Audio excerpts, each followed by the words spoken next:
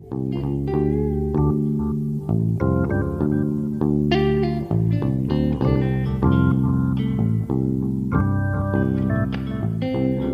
to Keep the Game Beautiful podcast.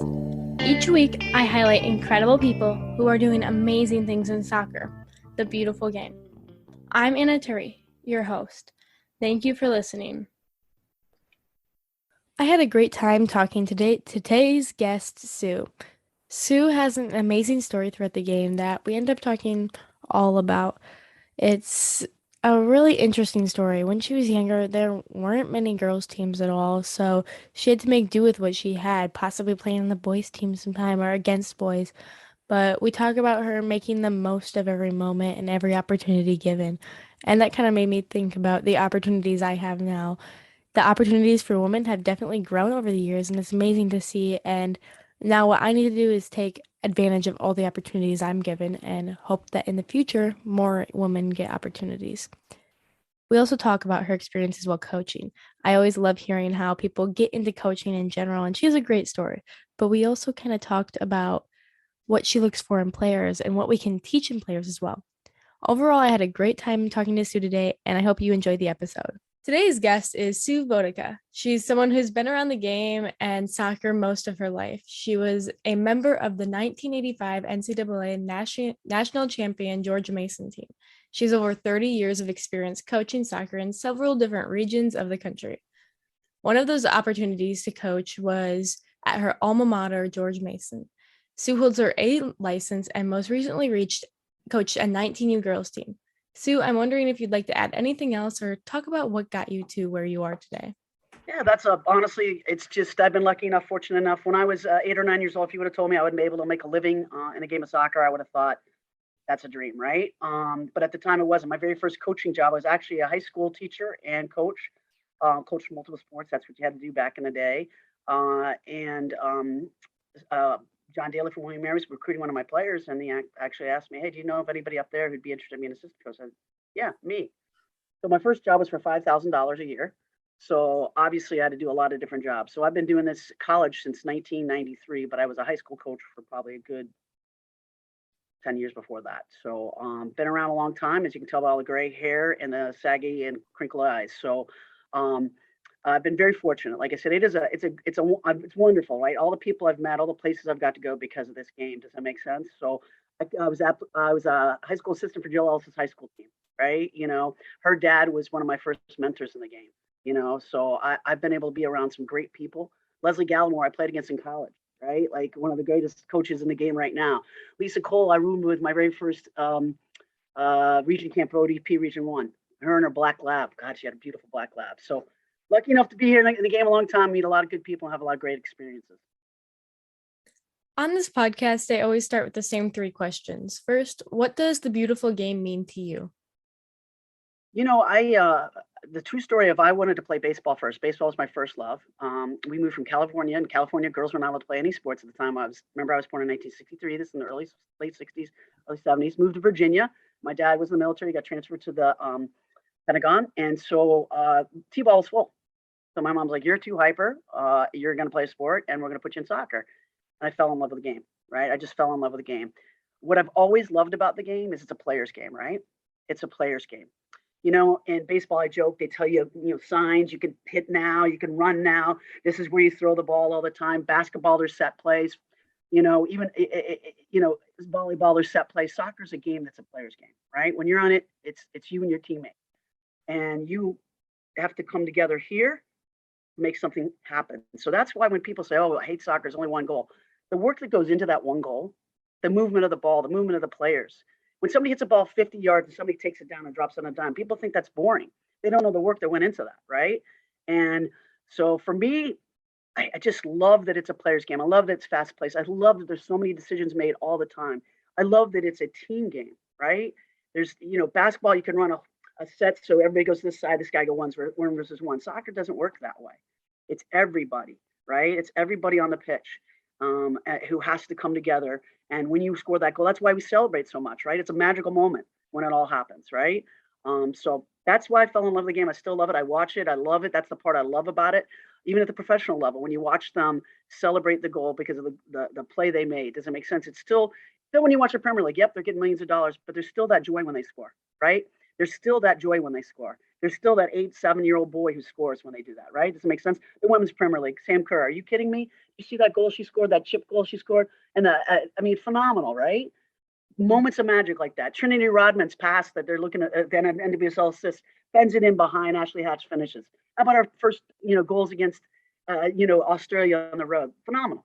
So, I went off topic, but to me, the game it's the beauty of 11 people who are not being prescribed what to do all the time, coming together and making something fun happen. What are actions or things you do to keep the game beautiful? Well, for me, the reason why I got in the job where I'm at now, I love college. College is a lot of fun, but it really is about winning. And I don't, people say that it's not, but it is. You have to keep your job. You have to win. You have to achieve results. Nobody's going to keep a coach and pay him money if they lose all the time. That just doesn't happen, right? So for me, it's being in a piece where it's about development, right? There's a long-term look at it. So giving players individual development plans. We have a thing called Pro Time every night here. You can come in. We have kickboards. We have mini goals, whatever, helping them achieve their goals. Maybe when I was coaching in South Texas, I coached an 11 team. All they wanted to do was start for their local high school.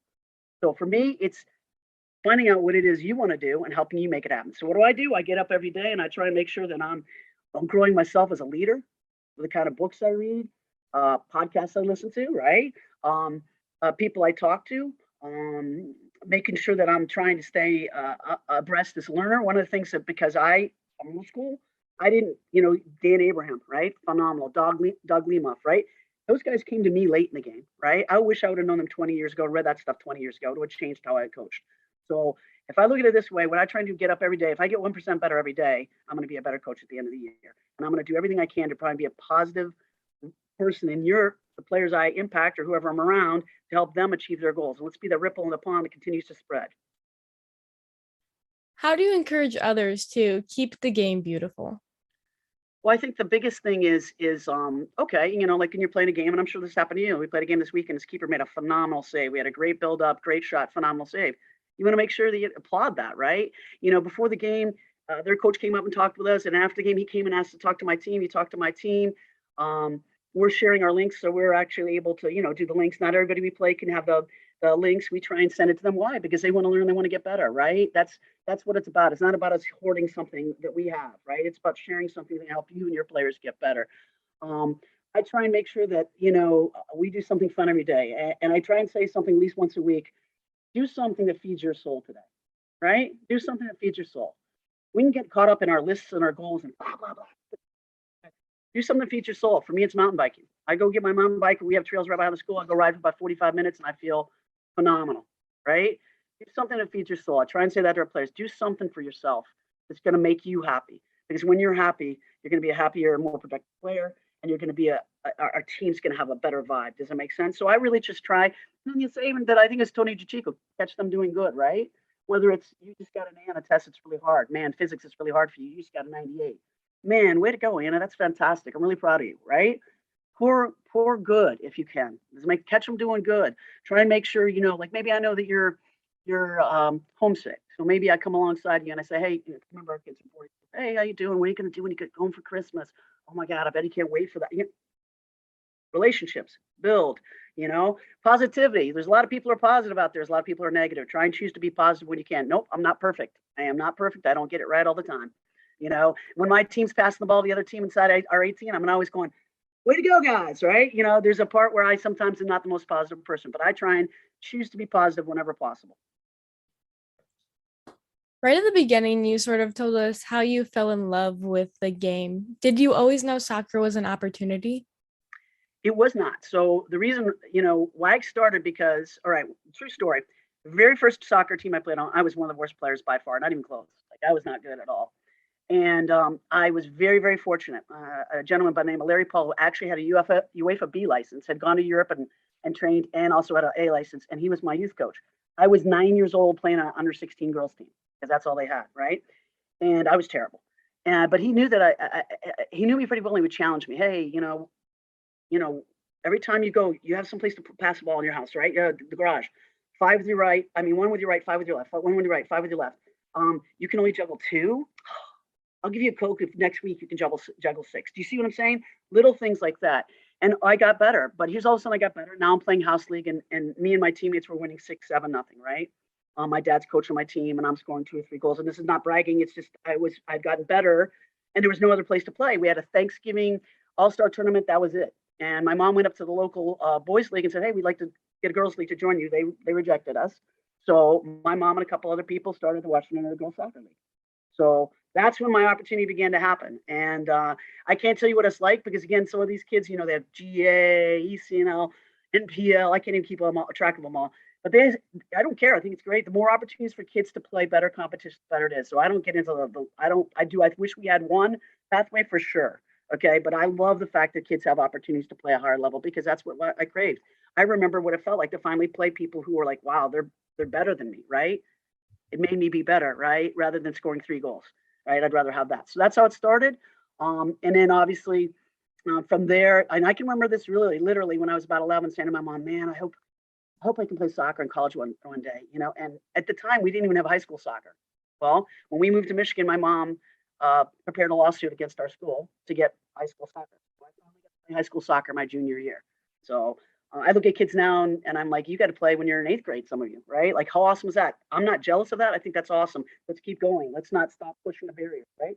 God bless my mom. Thank God she did that, right? Does it make sense? And that's what we got to keep doing. How did you make the most of each opportunity you were given? Well, one of the things, my nickname when I was a kid was Serious Sue. I've always been rather intense. As a matter of fact, when I was a kid, that's probably why I got better individually. People wouldn't play with me because I was hyper competitive, just innately, right? Does it make sense? So I guess I looked at every chance I don't know if I was smart enough to say as a kid, this is a chance to get better. I just always looked as everybody is better than me. So whatever team I was on, they were better than me. And how am I going to be able to contribute? What am I going to do? And I'm going to have to work harder. Um, I've gone a lot of different places, mainly because one, I'm single, but two, I do look at it as like I've been lucky enough to learn from some of the best coaches in the game. I've been on in conferences with some of the best coaches in the game. My Division II conference that I coached in had a guy who coached at USA, right? I have two other guys who are now at Division I winning their conferences. Does it make sense? I wasn't at their level when I joined. How do I get better? Right. I'm watching them and I'm seeing them. Wow, they're better than me. How do I get there? So I guess I've always looked at it as I'm not good enough and I got to prove that I'm better. So what opportunity can I take that's going to help me become better? And I'm not afraid of failing as a coach as much as I was probably as a player. I look at it as for me, failing is something that shows me something I can grow in. Does that make sense? And keeps this going, right? Keeps this going, right? So that's kind of how I guess I hope I answered that question. How do you help your players learn to fail?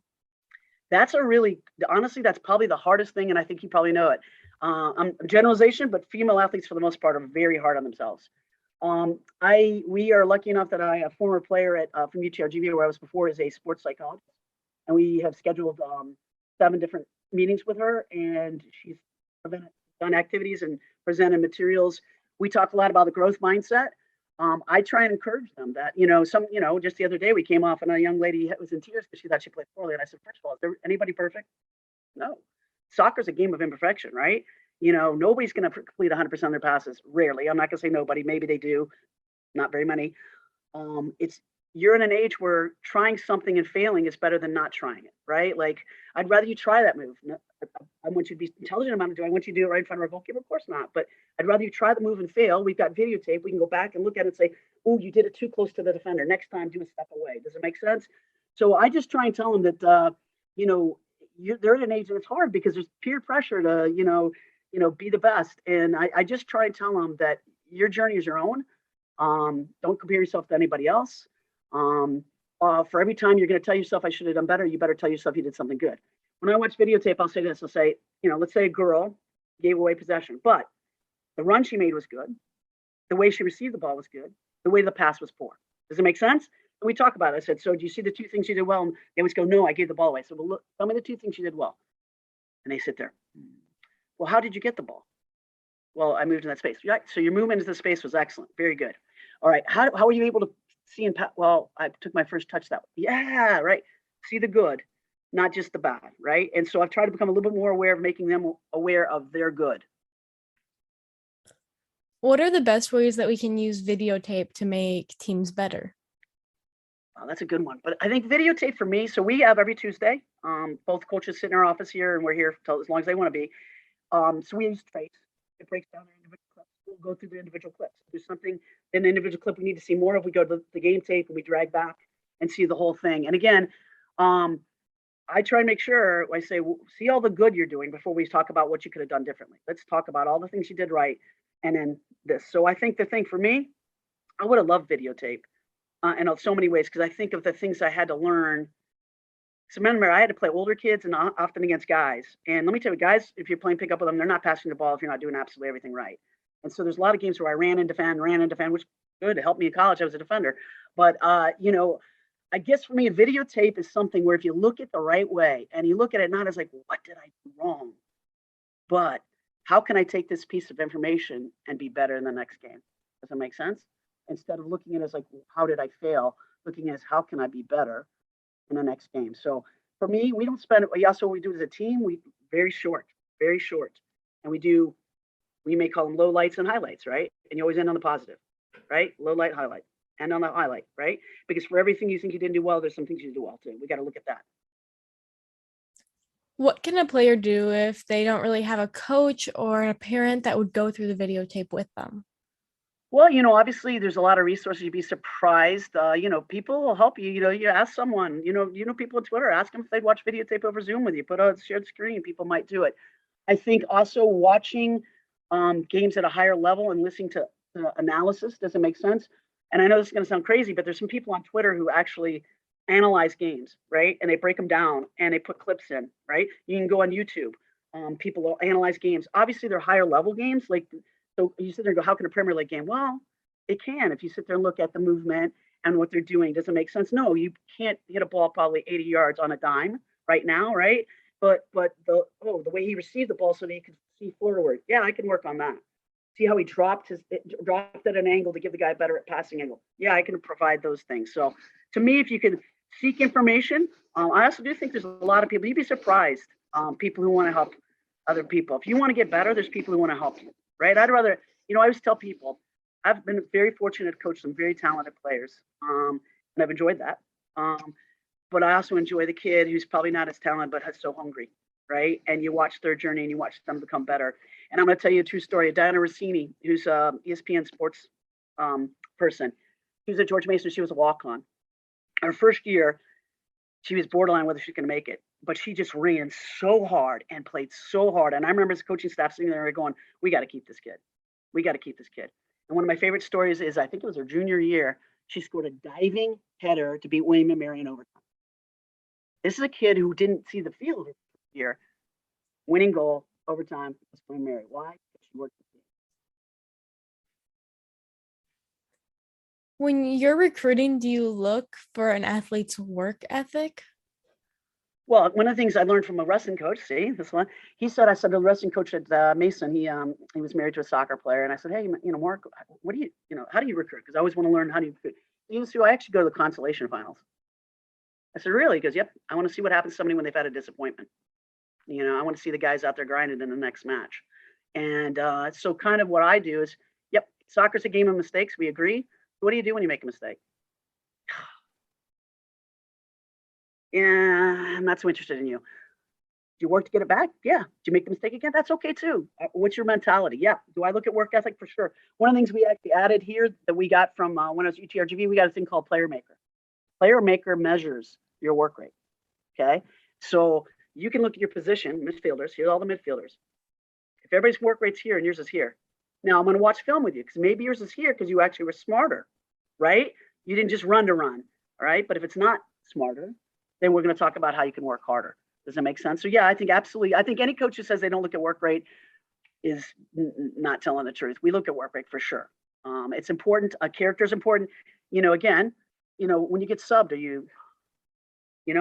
what happens when your coach is giving you a comment? Maybe they shouldn't have said it in the game. Maybe they should have done it where coaches weren't. We make mistakes. I tell my kids every day, I'm just like you. I'm going to make mistakes. I'm going to own up to them. I'm going to try and be better. That's all we can do, right? But how do you do if your coach gives you a comment? Are you rolling your eyes? Are you talking back? What are you doing? Because those things do matter because nobody wants to coach somebody who's going to be a locker room killer. Are there things that a coach can do to help improve bad character? Well, I actually think that for sure. I think it depends, right? It depends on the kid, but I think that if you come, there's a lot of different ways to work on leadership things. For me, I think that if you are willing to invest in the time with someone and try and find out why they're like that, some of it comes from they're so hard on themselves that when they get mad at themselves, the anger comes out at others, right? And beginning to work. Matter of fact, I've shared a couple different books. The Inner Game of Tennis, Tammy Methanes, I never say her name's right, Confident Athlete. Bob Rotella has another thing. It's about what to do when there's, when performance doesn't go well. So we start to share.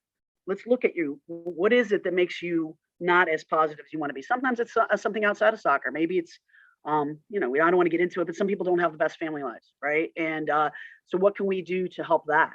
Can I alleviate that for you? Can I help in that area? Or can I just be an ear that listens, right? Which is what you need to hear, and somebody who validates you.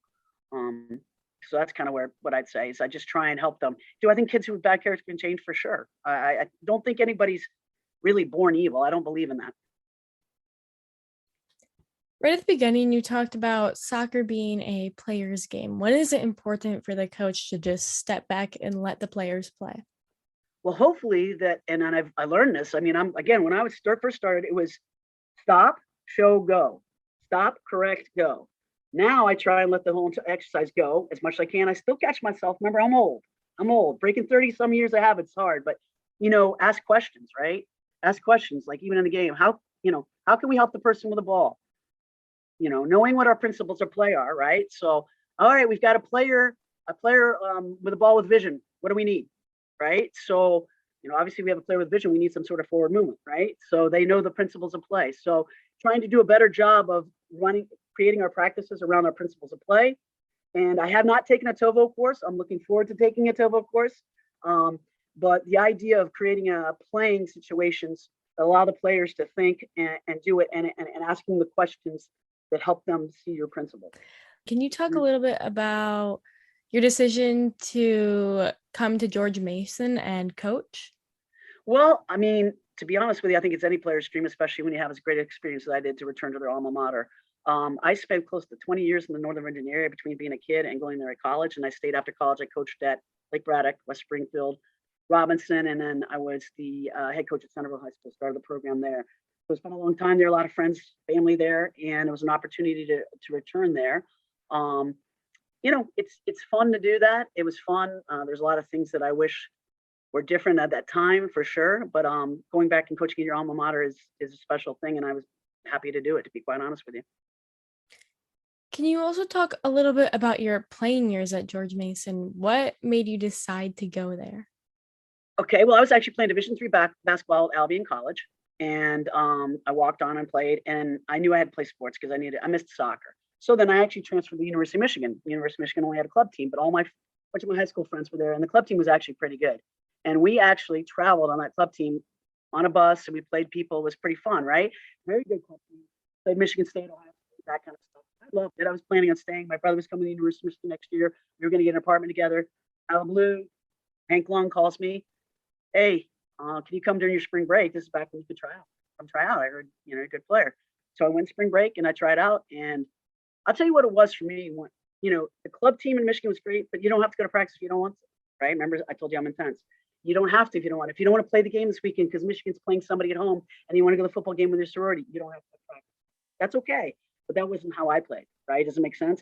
So when he called, I went there and I went to that tryout. By the way, my eyes were like, woo, speed of play, whoa, different level. Didn't look very good. I didn't think he liked me. I just like, oh my God, I did terrible. But playing with players who were so intense and so good, when he actually said, yeah, I want you, I went, woo, my dream come true, right? Other thing I'm going to tell you, I know people say it's crazy, but at that time I actually knew that I wanted to be a coach, right? So Hank Long was a good coach, right? Was a good coach. At that time he was involved in the youth national team, stuff like that. And an opportunity to go be in a place where people played as seriously as I did, and also work for somebody who was involved in soccer at a high level. A no-brainer. What did the first few tournaments feel like, and how do they compare to tournaments that we see today? NCAA tournaments, you mean? Yeah. Oh yeah. Well, the reality is there wasn't as many teams, right? So that's part of it. I look at it now. Look, let me tell you the stuff they have. Almost all those kids who play right now have been coached by somebody who played soccer. Almost all my friends on my team, parent coached us. Our college coach was probably the first person who actually played soccer who coached us. Does it make sense?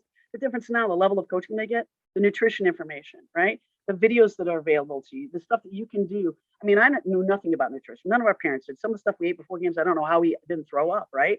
Like, you know what I mean? Like, there's no information, the stuff they know now. So do I say it was high level? No, but I'm going to tell you something that I think is unique. What we had, almost every person, even on the people we played, we had to go through so much to get there. Does that make sense? Some of us didn't get to play high school. Some of us literally only got to play with guys. There was no opportunity to play with girls. We went through so much to get there that we appreciate. I remember this, my first road trip from Mason. I asked somebody on my team, hey, man, how much money do you think I should bring for food? You know what? How much money do you think I should bring for food? Sue, they pay for our food. They pay for our food? Oh my God. This is great, right? Nowadays, I have girls go, I don't, the chicken, look at the chicken, coach. I don't think, can we send it back? I'm like, okay, that's a $20 plate. Sure, we'll do that. So for me, what was different about then? The players now are better. They're tactically smarter. They're fitter, right? The game's faster. It's a better game. I'm not going to disagree with that. But I sometimes wonder the hunger, right? The hunger, right? Does it make sense? The hunger we had was that we just wanted to play. I mean, I look at those my friends, almost all of us went into coaching. Why? At the end of our last practice, Gene Michel looked us all in the eye. He was our assistant. He said, the game of soccer has given to you. It's your turn to give back now, right? That's what we did. We didn't look at a soccer owed us anything more. It had given us each other in this experience. Let's go back and pass it on, right? It wasn't just about, can I play pro soccer? Can I do this? It was about, we got to play this beautiful game. Let's pass that level on. And I think that sometimes, I don't know, the game's better for sure, but I just don't know if kids have that mentality as much anymore. Was it good? I'll tell you what they did. They still flew you. You still got to stay in good hotels. You still got to eat good. That's still the same thing I'm sure they're doing now. No, it wasn't. Our game was the first college girls soccer game ever televised. It was on delay, right? Nowadays, the final, should be better. As we all noticed, this NCAA tournament, it was not easy to find the games, and that should be better. Shame on the NCAA for not doing a better job of that. That's a shame. It should not be that way. But you can see the game. You can see the Final Four on television all the time. You said you kind of knew you wanted to be a coach. When did you decide this? Before George Mason or once you got there? No, it was before. Here's what happened. True story. Sue Vodicka, high school senior year, last game I'm playing against a guy who I'd known. He had coached me in camps. He's probably the best coach in the state of Michigan at the time. His name's Wayne Pierman. He walks up to me. He says, what are you doing this summer? I said, oh no. He's like, how about you come work for me? I said, okay. He had soccer camps. Okay. And I kid you not, the first week I worked, he's like, hey, somebody's supposed to coach this under 19 boys team, and I don't have somebody, you're gonna have to coach them. I'm like, what? And I loved it. Like I did it and I loved it. And I'll never forget they had lost every game they'd ever played, and they tied. And they scored a goal. And you would have thought it was the World Cup final, the way those guys acted, right? And I remember thinking to myself, wow, this is pretty cool. And that was it. I knew I wanted to be a coach. Didn't know how I was going to make that happen, because at the time there was no way to make money doing that except doing camps. So that was it. I was 18 years old, and I was like, this is what I want to do. I just didn't know how I was going to make it happen. That's why I was trying to be a teacher, right? Because all I could see is be a teacher and coach high school. That's the only way you can do it.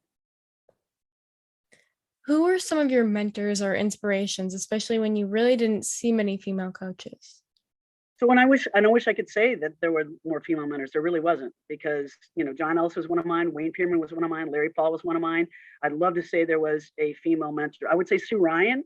Obviously Sue Ryan from Region 1 spent that. And I remember meeting her at a convention. We talked a little bit about it, and the ways to get more involved, and to grow as a coach. And she was certainly someone who always pushed herself better.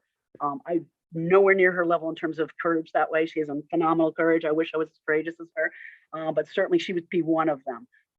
I really didn't have many more. I wish I did. I think now kids do, for sure. There's so many great female coaches out there, from the club level, high school on. So that's the one thing that I get encouraged about. When I go to a high school game and I see a female coach, I'm like, yes. When I go to a club game, female, yes, great.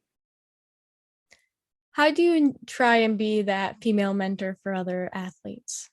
Well, one of the things is whenever, I've actually offered to pay for coaching courses. I've paid for, I've had people where I've paid for equipment because they've had cones, bibs, whatever. I bought their stuff. I've done it for guys as well as girls. It's not just about women. It's about also helping anybody who's going to try and teach the beautiful game. I try and if they want to meet to go over how to plan a training session, whatever I can do. But most of all, I just try and encourage them. Hey, man, I think you're a good coach. I think you should stay in this. You're doing good stuff. Anything I can do to help encourage you, you let me know. If it's hooking you up with a coaching course, I'm going to hook you up with a coaching course if I can. If it's going over practice plan, I'll go over practice plan. If it's having you want to come do practice with me, you be my assistant. Let's work together. Whatever I can do, whatever you want to do, I'm going to try and do to encourage you. Are there certain qualities in an athlete that can lead to being a good coach? That's a great question because I think I actually think so. I'm not saying great players because obviously Leslie Gallimore, Karen Gabara, Shannon Higgins are fantastic coaches. But I look at it this way. I played as a forward as a kid, midfielder when I got to Michigan, a back when I got to college. So playing every position, and then I was the backup goalkeeper for my club team. So I played every position on the field at some point, right? So players who I think that are able to play more than one position, which means that they're flexible and are actually thinking the game, right? Somebody who says I can only play wing and right wing, going to be harder. So I think the qualities are you have to be someone who's willing to flexible, right? Willing to do different things, to learn different things. I also think that I remember asking my coach, I literally went after game and I know he thought it was crazy. I said, Coach, why do we play the formation we play? Like not questioning you, like why? Like tell me why you picked it, and asking him questions, right? So there's kids who'll do that. It'll be like, Coach, why do we do this? Why do we do that? Those are the kids who do it. I think the biggest thing is flexibility, curiosity. I also think that I have to have some leadership qualities for sure. They have to have that ability to put aside, I call it this, put aside me and see we, right? Put aside me, see we. If they see we, they're going to be a good coach. If they only about them, then they're not going to be. Can you talk a little bit about how you've seen the student athlete recruit process change throughout the years? It's sad. It's sad when you ask kids who are sophomores to make decisions about college. I always tell the story when I was a freshman in high school, my sister was interested in the University of Oklahoma. Drove down around campus. Oh, I'm going to go here. I'm going to go here. It's the first college campus I ever saw. I didn't know there was a difference in sizes, locations, divisions. Didn't know any of that stuff. I feel like it's become. I feel like it's become something that people are making these decisions way too early. I also feel that I'm going to be honest with you, too much club coach directed. I always say this, there's great players in our country's huge. There's great players in every level of soccer here. There really are, right? You don't have to play ECNL or GA to be seen. You don't. You're going to have to work harder to be seen. But you don't have to be. So for me, I don't like the fact that it's become, if you're not ECNL or GA, you can't possibly be good. The other part is I don't like the decisions having to be made so early. And I understand why it is because once one person started it, now everybody's got to keep up. We got to keep up with the Joneses, right? We'd love to see the NCAA regulate it. They won't do it though, because it'll impact other sports. If they actually ever did what they really should do is that every sport has their own rules voted on by the coaches as well as, you know what I mean? Because let's start, we finally got the coaches to give December up. Do you know what? You know how many people didn't want to give up December? They wanted to keep recruiting. Want to know why? Because they want to get ahead of the next guy because that's what it's all about, or next gal. And they don't want to give it up because they think they're getting behind. Meanwhile, that's what's right for everybody. Why is your Thanksgiving holiday played on somewhere else? Why is your Christmas being on a, I remember leaving every Christmas day to go to a tournament. Why? That's the time we should be with family and friends, whether it's Christmas, Hanukkah, whatever. It's a time of the year where you slow down, you reflect, and you get everything ready for the next year. We shouldn't be playing games and we shouldn't be going to watch kids. So it's changed because it's become earlier. We have tournaments every weekend. It's become driven by the club coaches rather than, to be honest with you, it should be player driven and the coaches should be able to approach the player. They can't though, so they go through the club coaches and some coaches are excellent and do a great job and some not so much. How do you encourage your current athletes to navigate recruitment? Well, we start with the very first thing is I say it's own your journey. It's your journey. So don't look at somebody else's and you need to figure out what you think you want. Does that make sense? Don't Don't the expectations everybody else may be here. What is it you think you want? Um, and it's hard because there's a lot of pressure, obviously, to go D1, and then um, there's a lot of deception. I think at times. One of the things I'm really, I will say that I tried to do, and I certainly did when I was UTRGV. We talked about this as a staff. I tried to answer every email within a day or two if I could. If we were on the road, or maybe longer. And if I watched your video and I didn't think you were good enough, I nicely put that, right? So you could go on to the next. I want you to know that I have called 3 separate times and emailed 3 separate times. The kids called and emailed and still haven't heard a response in over a month from a coach. If you're not interested, say you're not interested, right? It's not hard. Yes, should you sit there and say, well, that's an answer in itself? Not really. I've had coaches come back and say, well, I didn't see their email or whatever. Oh, okay, well, that's your job, like your spam folder when you're a coach. But you know what I mean? So I guess what I try and do is I say, own your journey, get a good highlight video, be realistic, pick a large number of schools, various levels, know what you want. Know what you want academically. Know what you want, what size school. How do you know that? Go on visits. When you're on vacation, don't just go for the ID camps, but go walk a camp. Go on a tour. Wow, look around. Do you think you fit in? Yeah, I like this kind of vibe. No, I don't like this kind of vibe. Figure out what you want. Let's go look at those kind of schools. Let's get after it. And then realize that if you really want to play Division 1 and they're not really coming after you, you're going to go have to walk on and prove yourself, right? Like the idea that every kid's going to magic wand, get the amount of money they want to go to a Division 1 school, that's not going to happen. Own your journey. If you really want to play Division 1, then go prove yourself if you don't get any money. If you're not, then open your eyes. I coached Division 2 and I played Division 3 basketball. Okay. All 3 levels have had great players. I had a shooter who played in my Division 2 basketball team easily could have done Division 2, right? Easily, right? Okay, but she's from a very small town in Michigan. Our coaches beat feet together, right? So own your process, own your journey, figure out what you want. Let's get after it. Start large and go small as time goes on. I know some have a D1 or nothing approach. Yeah. How can you help them see all of the other levels of play? Well, I always speak of my experience. My Division 2, again, I tell people all the conference I was in. I mean, the coaching there was, quite frankly, very high level. Some of the facilities were better than low Division 1, right? Does it make sense? So I say, do you want to go somewhere you wanted and you're going to play? Or you want to go somewhere? I mean, hey, if you want to go to Division 1 to be the 38th player or 36th player and get up at 5 a.m., run and do all those things they do and never travel and never play, go for it. If that's really what you want, like literally, if that's what you want, go for it. But if that's not what you want, if you want to play and you're not getting Division 1, then you need to open your eyes to other levels. And I always say, we talk about watching games. I started at the beginning of the year, I talk about ESPN Plus. ESPN Plus has Division 1 games, sometimes Division 2. I talk about, if you're interested in school, go on their website. Do they live stream any of their games? Watch them. Watch them, because I think you'll see there's not as much difference as you think. Yep, there is. I always tell people Division 2, here's the difference. With only 9.9, by the way, I was at school, only had 4. When I went to my bench, it probably wasn't the same level as other people, right? When you go watch Penn State, the player who comes off the bench at Penn State is really good, right? Sometimes when you go Division 2, maybe they're not as high, as good. Doesn't mean they're not good, but you see what I'm saying? That's what the difference is in a lot of levels. It's the facilities, for sure, okay? And it's the amount of players they have at the same level. I think this is a great place to start to wrap up. I have one final question, which I ask each guest. What do you hope people remember about your impact to soccer and the world? Oh, that's a great question, man. I wish you would have given me that one ahead of time. Honestly, I hope, I'm not the smartest. I don't get it right all the time. I'm a fiery personality and I probably offended and hurt people, and I try to make amends when I can. I hope you remember that I really was passionate about the game and I really am passionate about people, and I really wanted you to be the best that you could be.